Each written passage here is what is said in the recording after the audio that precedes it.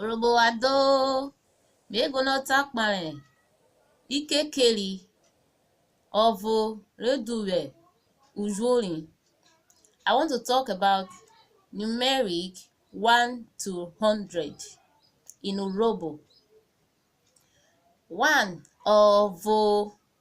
2 ive, 3 era, 4 ene, 5 iyonrin, 6 esan, 7 igre, 8 erinrin, 9 iririn, 10 ikwe, 11 ukwovo, 12 ikwive, 13 ikwera,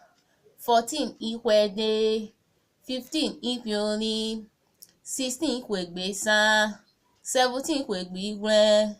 18 ikwegberere, 19 ikwegbeiririn,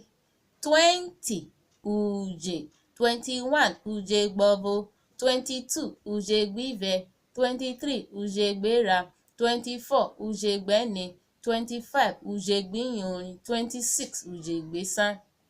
27 ujegbeigre, 28 ujegberere, 29 ujegbiririn, 30 ọgbọ̀n, 31 ọgbọ̀ngbovo, 32 ọgbọ̀ngbive, 33 ọgbọ̀ngbera, 34 ọgbọ̀ngbene, 35 ọgbọ̀ngbiyonrin, 36 ọgbọ̀ngbesan, 37 ọgbọ̀ngbigre, 38 ọgbọ̀ngbere, 39 ọgbọ̀ngbiririn, 40 ujuve, 41 ujuvegbovo, 42 ujuvegbive,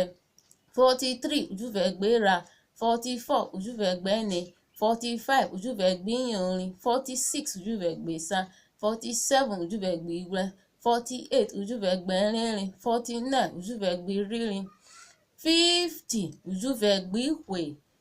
51 ujuvegbikwegbovo, 52 ujuvegbikwegbeve, 53 ujuvegbikwegbera, 54 ujuvegbikwegbene, 55 ujuvegbikwegbiyonrin, 56 ujuvegbikwegbesa, 57 ujuvegbikwegbigre,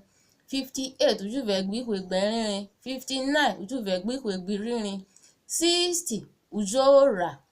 61 ujoragbovo, 62 ujoragbive, 63 ujoragbera, 64 ujoragbene, 65 ujoragbiyonrin, 66 ujoragbesan, 67 ujoragbigre, 68 ujoragberere, 69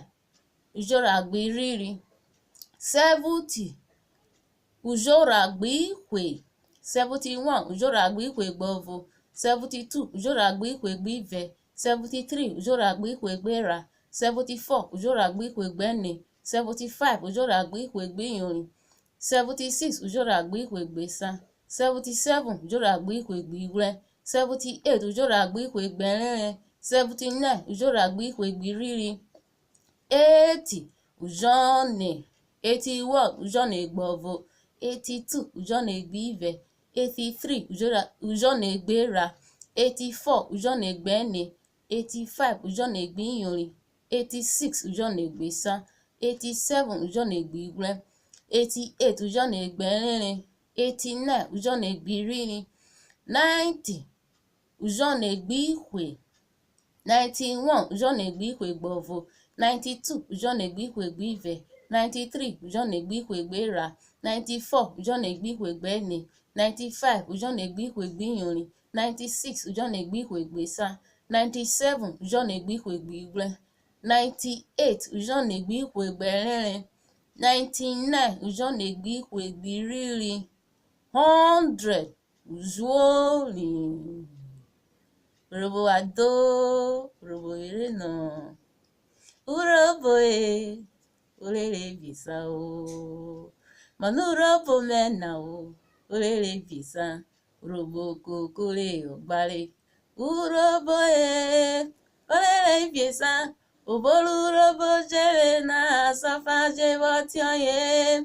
edeba pome o tolu urhobo miware, urhobo orere bisa o, arioma